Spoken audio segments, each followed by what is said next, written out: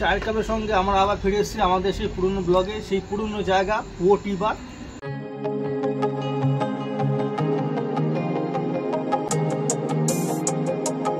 লোকেশনটা সবাই জানো যে কল্যাণী রোড থেকে বেরিয়ে বাঁদিকে ধরে দুটো পেট্রোল পাম্প ক্রস করে রাস্তার একটা সাইডে ও টি বার সব থেকে সুন্দর জায়গা, একটা মনোরম পরিবেশ, চারদিকে এরকম হালকা অন্ধকার, চারদিকে একটা লাইটের একটা সুন্দর একটা ঝলসানো ওয়েদারের মতো সুন্দর একটা ক্যাপাসিটি দিয়ে একটা দারুণ ব্যাপার থাকে।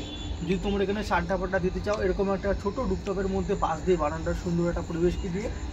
কিন্তু মধ্য কথা হলো ভাই দাম এখন আকাশ ছোঁয়া, কিন্তু কোনো ব্যাপার না, আমরা তো ডেলি আসছি না, সপ্তাহে একদিন, মাসে একদিন, 6 মাসে একদিন, 12 মাসে একদিন আসা যেতেই পারে। একটুখানি খরচ হলো, একটা ভালো জায়গা আমরা সবাই ডিজার্ভ করি যাওয়াটা। তো রোডের পাশে একটা সুন্দর জায়গায় এসে আজকে সবার সঙ্গে বেশ ভালো লাগছে। আর চায়ের কোয়ালিটি দিনকে দিন আরও সুন্দর হচ্ছে।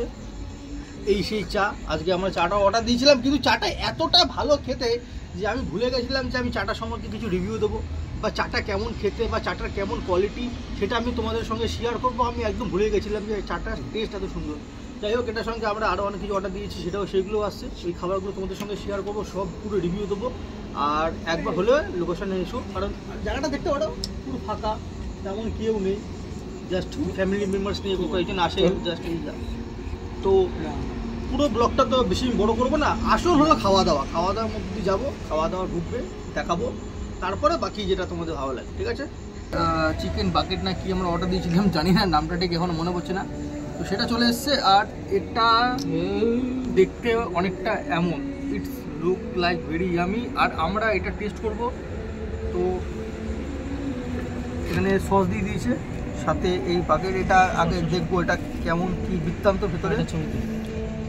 ভেতরে দেখলে আমরা দেখতে পাচ্ছি ভেতরে চিকেনের কিছু পোর্শন এখানে দেওয়া হয়েছে, আর এটা কেমন খেতে লাগে সেটা আমরা অবশ্যই টেস্ট করে দেখবো, জাস্ট ফর দ্য টেস্ট।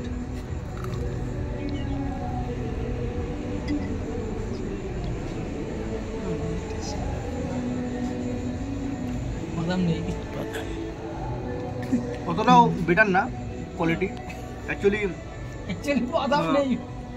যে টেস্টটা দরকার সেই টেস্টটা অ্যাকচুয়ালি এর মধ্যে নেই। কারণ এখানে যে চিকেনটা দেওয়া হয়েছে এটা সম্পূর্ণ সিদ্ধ করা চিকেন, মানে বয়েলড চিকেন। চিকেনটাকে প্রথমে বয়েলড করে তারপরে ওটার মধ্যে দিয়ে যত চিকেন পোর্শন আছে ওটাকে বার করে ওটাকে ভালো করে সিদ্ধ করে এটাকে বানানো হয়েছে। এটার মধ্যে গোটা চিকেন একদমই নেই। আর এই যেটা দেওয়া হয়েছে এটা একটা পাউরুটির পোর্শন, পাউরুটির ওপরে যে সাদা সফট অংশটা থাকে ওটা দিয়ে এটাকে বানানো হয়েছে।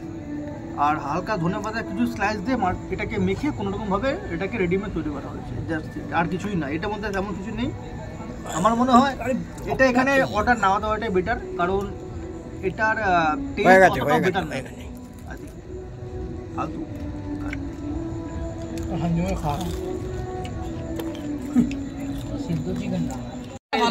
দেখতেই পাচ্ছ বন্ধুরা, দেখতে দেখতে মিনিটের মধ্যে আমাদের খাওয়া দাওয়া কমপ্লিট হয়ে গেল।